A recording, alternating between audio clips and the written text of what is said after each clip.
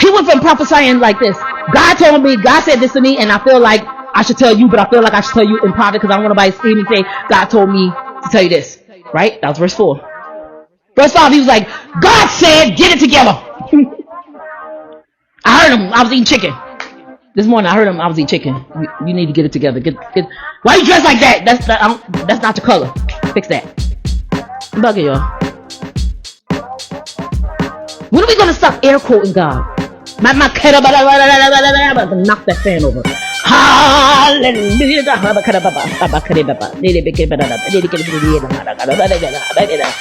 Stop air quoting God.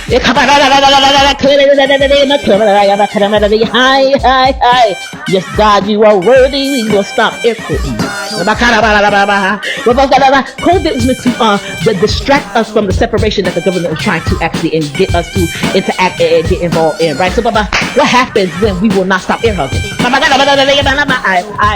Hey, God, air quoting, air hugging. What's wrong with you? Fist bump.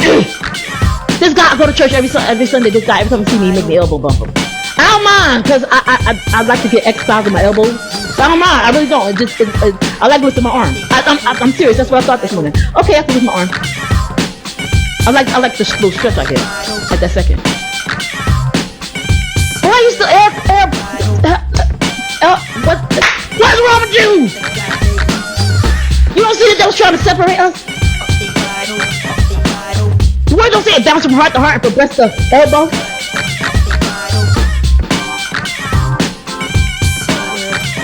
Forget elbow bump, you got a bump on your head. Inside your head. See, that's why I'm not ready. That's why. Good luck, Pastor. I know Pastor, but God don't say good luck, because then the God don't operate in luck. But I know all three of them like, good luck, Pastor David. Ooh, you got that one right there? Wow. That's gonna take forever. Wow. How long you got to live, Pastor David? You got Jamie? That's a lot. See if I can be, see if I can be, see if I can be, see if I can be, see if I can be, see if I can be, see if I can be. I looked over and I saw him and Miss Andrea sitting together. It just made me so happy. Oh my Lord. And why am I not happy? They probably see each other every day, Jamie. They probably do. They probably see each other every day. I just want to see them together. Like push them together.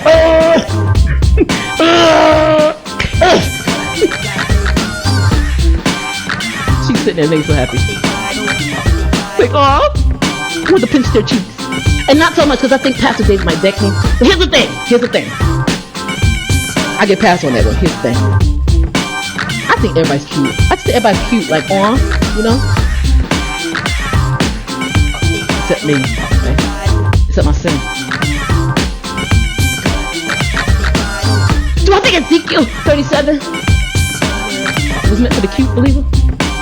See if I can be, see if I can be, see if I can be, see if I can be. Okay, this thing.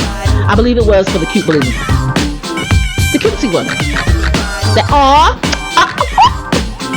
you know the one that way they stick their finger in their mouth? I could never do that, and I wasn't Johnny Rocket.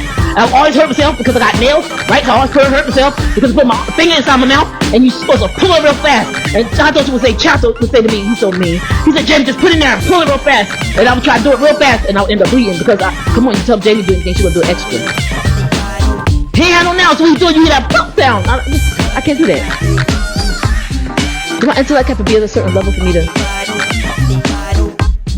What is that? The air pop of my lip, the air pop, like the air popping my lip, like the air hugging, like the air coating, like the air.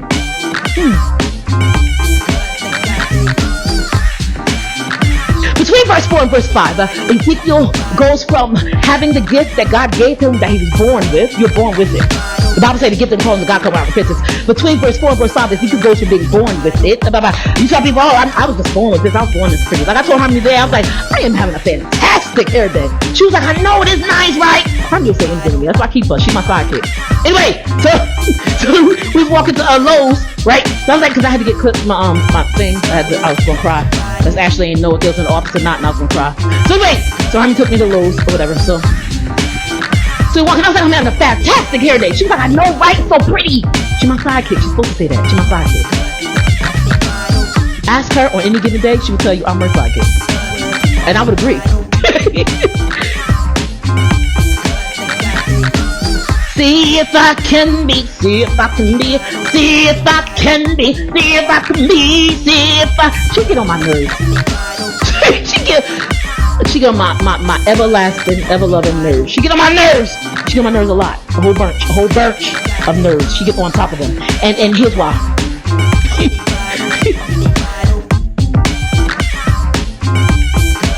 She has so much potential.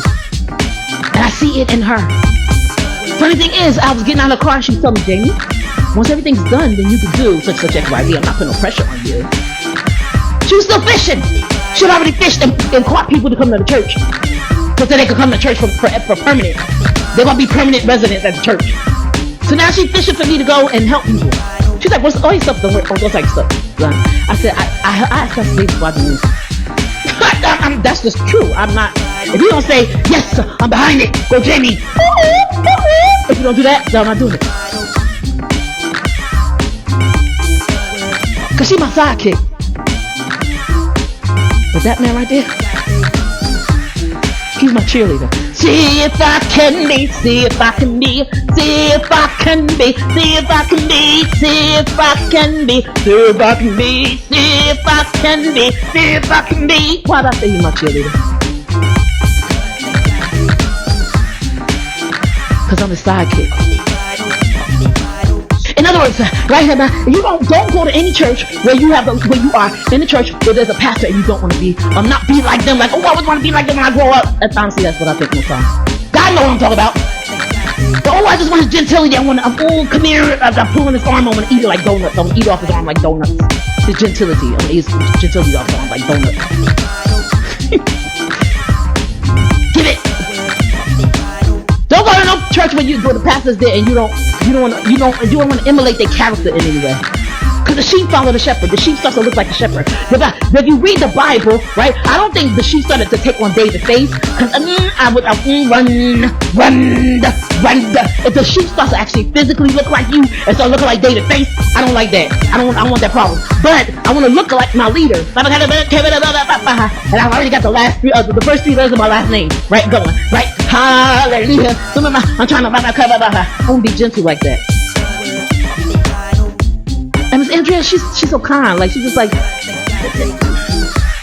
don't have that.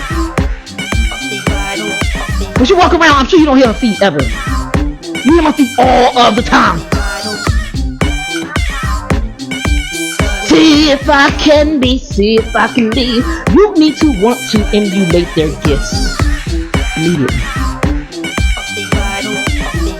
Because my gift will lead me where I am going to work with the people that I'm working with and helping, right? But at any moment, I need to display, right?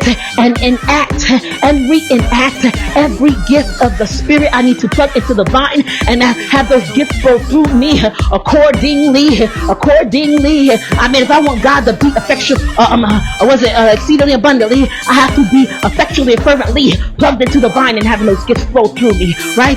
So here's the thing. If you are at a church where you look at the pastor and his wife and you do not want to emulate them in any way, run.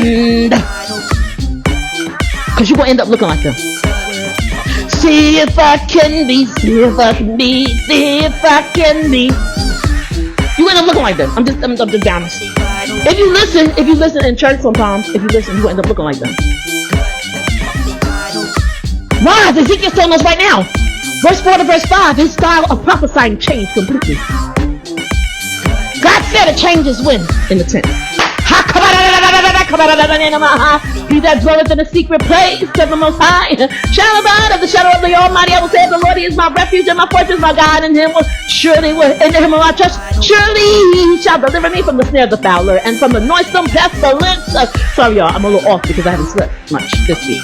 See if I can be, see if I can be, see if I can be. When does it happen? It happens in the tent. It changed in his tents, T-E-N-S-E, in his tents, right? But if you think back to Abraham, when Abraham was in the tents, right here, his life changed epically, not when he was in the man's house, terrace house.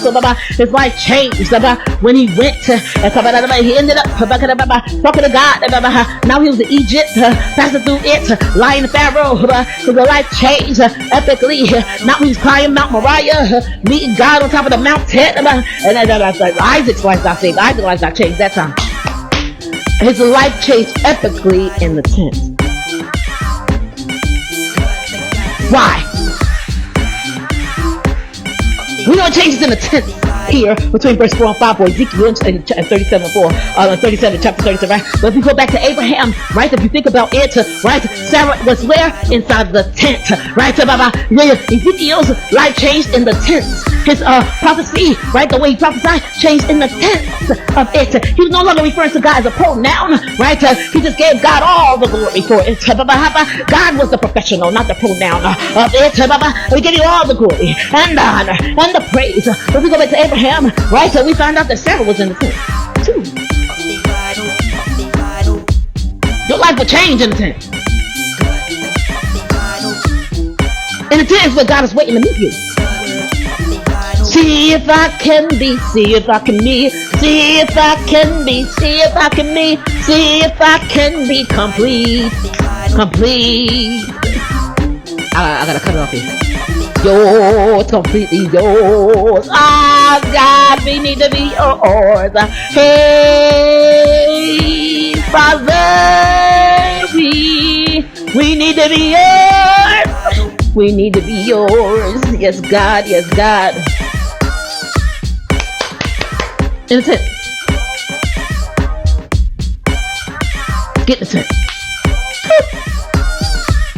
A makeshift house, right? They carried him in a tent. He went from the tent to the tabernacle to the temple, right? A tent. Started with a tent.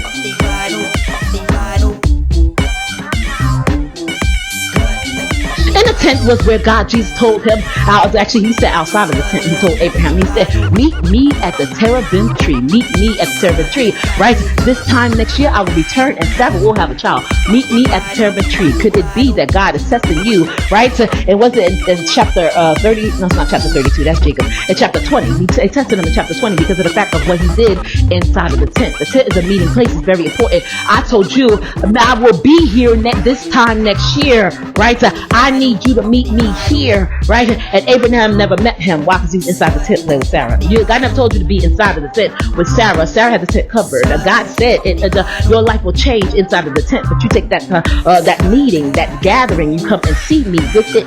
When Jesus says, meet me, I will meet you. You go inside the tent to worship. You go inside the temple to worship. You go inside the tabernacle to worship. When I want to worship, I worship inside of me, right? I bring my headphones, I put my headphones on, and I get my worship music going. And I start worshiping, right? It happens inside of me. I got my temple inside of me, but it started with a tent, you see. So with the tent, he told him, Sarah will have a child by this time next year. I will be back here. And when you don't meet Jesus, you have the tent, but not the Jesus, the temple, but not the Jesus, the tabernacle, but not the Jesus. You are missing something, see? Right? You are going to church for nothing, right? So he had the tent, but not Jesus. And that's why God had to send him up the mountain to remind him of what he must suffer. See what I can be, see what I can be. Use me, Lord. That's it. Always in the tent, right? You always have a change in the tent,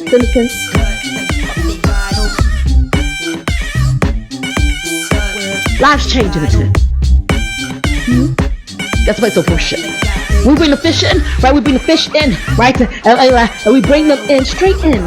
They don't know what to expect, right? So for them, I imagine for a fish, it must look like a tent to them. Every church must look grand, like a tent, a big grand tent to them. But once they start to get acclimated with it, they see the church as a temple. As they become a temple themselves, right? They are still a fish, though. Once they start to know Jesus as a tabernacle, right? Did I get it mixed up? I probably did. I'm tired, but at the end of the whole process, it's always when I see Jesus, I know Jesus to be in the temple, and I know what the temple looks like, that my life becomes a temple. before him. My life is now a temple. I went tent to tabernacle to temple. Yes, I did get it mixed up.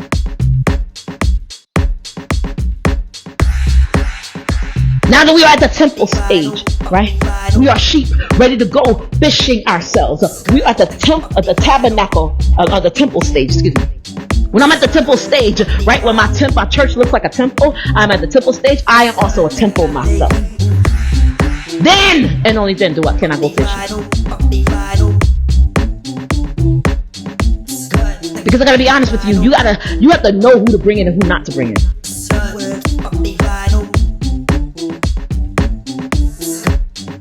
I love harmony and I love everybody. That's what I said. I was like, I don't go anywhere unless Pastor David tells me to. Because I can't take a commission from you. If I take a commission from you and I let you commission me, you're not praying for me. You're not covering me. You're covering you. So when I go out, I'm going out on my own. Some will call, some will sit, others just got up and went. That's the others just got up and went type of thing. Because I can't be sent by you. I have to be commissioned, right, by someone that has the authority to say go. So I will stay in my house and not go anywhere until the right person says go. Because the right person has the right man behind them. The right man. Without him, right? So many of us have wasted so much time between verses 4 to 5. God may want you to sit in one place so that you get the tenth of the relationship properly sorted and correct, right? If I gotta stay in my house, right, and be frustrated, because it is frustrating, if I gotta stay in my house and be frustrated until God is ready for me to go out, right? Until he tells my pastor that I am ready to go out. If I gotta stay in my house and be frustrated between my life's verse 4 to verse 5, I will do that, because so far be it from me to end up at verse 8 and have to go back and do verse 4 and verse 5 all over again. I don't want to hear, Church of Ephesus, you have lost your first love, do your first works over. That's what they say in Revelation of John. That was the Revelation of John. Now, did they have to do their first works over because they lost their first love, or was their first love being lost addendum of and a part of them having to do their first works over? Either way, I don't like repeating, right? So to keep from doing that, right, I can always say, hey, Jesus, you told me to do it, and Jesus, you didn't tell me to do it. He told me, right? I trust him. I know if he says something, I know it's coming from glory. That's his job as a shepherd. See if I can be. So until then, I'm going to be his sidekick. I'm going to be the Elisha to his Elijah. And mess with him every single day. You know what I read, Pastor David? You know what I heard? I didn't hear nothing. I just want to tell you that. I just say, you know what I heard? I didn't hear nothing. You blocked me.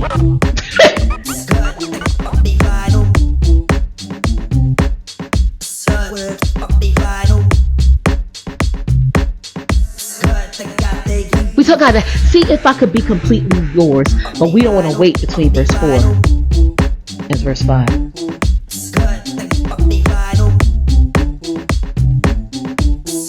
God, we thank you for changing the tense of our speech, the change of our tense of our mindset. God, change the intent of our heart. For you said that you are the only one that see the thoughts and intent of our heart. I love what God did yesterday between me and Miss Andrea. I was praying for her, literally sitting in front of my TV, praying for her out loud, and she texted me at the same time. And I just felt God. It's one of those God moments. Like, it's like she shocked me, because it was like, okay, God must have awakened her spirit to text me. I love when God does things like that. I know. She said, I same thing. I love when God does things like that. It's amazing. I'm just going to sit here and I'm going to take it slow. I said, God, I'm not in a rush. I'm going to take it slow. And as I notice things and as I see things and as I learn things about you and as I learn things from you, I'm just going to tell him. And when I see things, I'm going to tell him. And when I have lessons to learn, no matter how hard they are and no matter how painful they are, I hope he's the one to teach me. Him and Miss Andrea. I do. I don't know what you're preparing me for, God, but whatever it is, I trust him. I don't really trust anybody at all. You ask me who I trust? My trust is in Jesus, and I trust that man. That's it. And his wife. That's it. And when I say trust, right, I have friends that, you give them a little bit of trust. When I say trust, I mean trust them never to hurt me. Because consequences where he had the chance to hurt me, and there was consequences, but he also gave me grace. He came back and gave me grace. He didn't. It's not that he corrected it. He came back and gave me grace. So he gave me grace. There's trust. I give you trust. My trust is not in him, but I trust him. I know he's a man of God. So if I gotta have my hand popped, him. I may regret saying that. but thank you, Lord, for a figure. Because think about this. If I got a pastor I don't want to emulate at all, why would he be my pastor? Why would Jesus be your shepherd if you don't want to emulate him at all? Why would I call myself a Christian if I don't want to be like Jesus Christ?